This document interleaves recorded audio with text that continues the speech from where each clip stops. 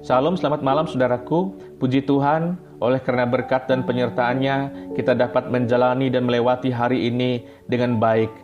Kembali pada malam ini, sebelum kita beristirahat dalam tidur kita, saya, Pendeta Agustiman yang bertugas di Resort Palangkaraya Tengah, akan mengajak saudara-saudara untuk sejenak merenungkan firman Tuhan, dan setelah itu kita naikkan doa secara bersama. Baik, Injil Lukas pasal 21 ayat 34-36 akan menjadi bahan perenungan bagi kita pada malam hari ini, yang berbunyi demikian. Jagalah dirimu supaya hatimu jangan syarat oleh pesta pora dan kemabukan serta kepentingan-kepentingan duniawi, dan supaya hari Tuhan jangan dengan tiba-tiba jatuh ke atas dirimu seperti suatu jerat, sebab ia akan menimpa semua penduduk bumi ini. Berjaga-jagalah senantiasa sambil berdoa, supaya kamu beroleh kekuatan untuk luput dari semua yang akan terjadi itu, dan supaya kamu tahan berdiri di hadapan Anak Manusia. Amin untuk firman Tuhan. Saudara-saudara, berjaga-jaga bukanlah kalimat yang asing bagi orang percaya, bagi saudara dan saya. Sebab berjaga-jaga sering dikatakan oleh Yesus dalam Alkitab. Nah, pertanyaannya, mengapa berjaga-jaga itu penting bagi kita? Ayat 36 tadi mengatakan, supaya kita luput dari semua yang akan terjadi itu. Artinya, agar kita menjadi pemenang dalam hidup ini, menang dari dosa, menang dari kuasa-kuasa jahat yang mencoba menjerumuskan dan menghancurkan masa depan hidup kita, dan membawa kita kepada api neraka. Nah, supaya kita selamat dan menang atas dosa dan suatu saat dapat menghadap Tuhan, maka firman katakan saudara, jagalah dirimu. Jagalah dirimu dalam bahasa Yunani adalah proseko, artinya perbaiki dirimu. Sebagai umat Tuhan, kita dituntut untuk selalu menjaga pribadi yang lebih baik dari hari kemarin. Dan dalam ayat ini Yesus ingin agar umat dapat memperbaiki hidupnya, menata hidup agar tidak lagi salah arah.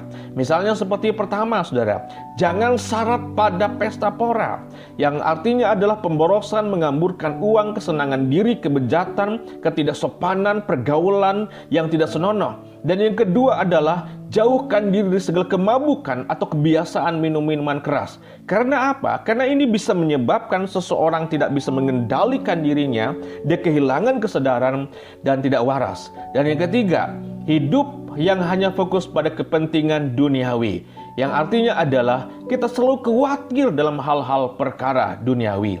Sekarang, sejauh mana kita mengalami perubahan hidup di dalam Kristus? Sejauh mana kita ingin memperbaiki hidup ini? Yuk kita introspeksi diri. Apakah saat ini ada banyak kerusakan dalam hidup kita? Jika ada dan banyak terdapat kerusakan, maka perbaikilah sebelum kerusakannya semakin besar dan menghancurkan hidup kita. Dan saya mau ilustrasikan seperti sebuah pipa, saudara. Sebuah pipa yang mengalami kerusakan kecil atau bocor kecil, namun apabila dibiarkan, maka ia bisa mengalami kerusakan yang besar, bahkan patah.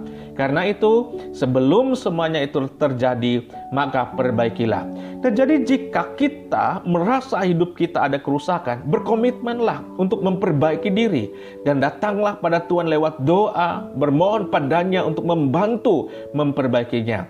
Saudara-saudara, kiranya firman dan pengalaman hidup kita sepanjang hari ini akan membuat kita semakin berjaga-jaga dan membuat kita pada hari esok semakin lebih baik di hadapan Tuhan dan sesama manusia. Salam perubahan, Tuhan Yesus memberkati. Mari kita berdoa. Ya Tuhan, kami mengucap terima kasih atas hari ini yang telah Engkau berikan kepada kami, pun atas waktu yang kami nikmati bersama teman, sahabat, dan terlebih keluarga kami. Dan kami pun mengucapkan terima kasih atas kebenaran firman yang telah kami dengarkan bersama pada malam hari ini. Kiranya itu akan menyejukkan hati dan membawa damai bagi kami sekalian. Tuhan, kami sungguh menyadari bahwa sepanjang hari yang telah kami lewati pada hari ini, ada banyak hal yang mungkin membuat Engkau kecewa terhadap kami. Oleh sebab itu, kami memohon ampunilah kami ya Tuhan. Biarlah esok hari kami akan menjadi lebih baik daripada hari ini. Di kesempatan ini hamba berdoa juga bagi umat-Mu yang mungkin sedang mengalami pergumulan dalam hidup mereka, baik oleh karena sakit, tekanan batin, tekanan ekonomi, mengalami kegagalan yang berduka cita. Apabila Engkau berkenan, kiranya belas kasihan-Mu dinyatakan bagi mereka ya Tuhan, sehingga pemulihan boleh terjadi atas mereka. Sebentar lagi kami akan membaringkan tubuh kami. Kiranya malam hari ini kami dapat beristirahat dengan bersyukur dan damai dalam proteksi-Mu. Dan apabila Engkau berkenan, esok pagi kami dibangunkan dengan hari yang baru, kekuatan yang baru, dan tekad yang baru. Inilah doa kami Tuhan. Demi Yesus kami berdoa. Haleluya.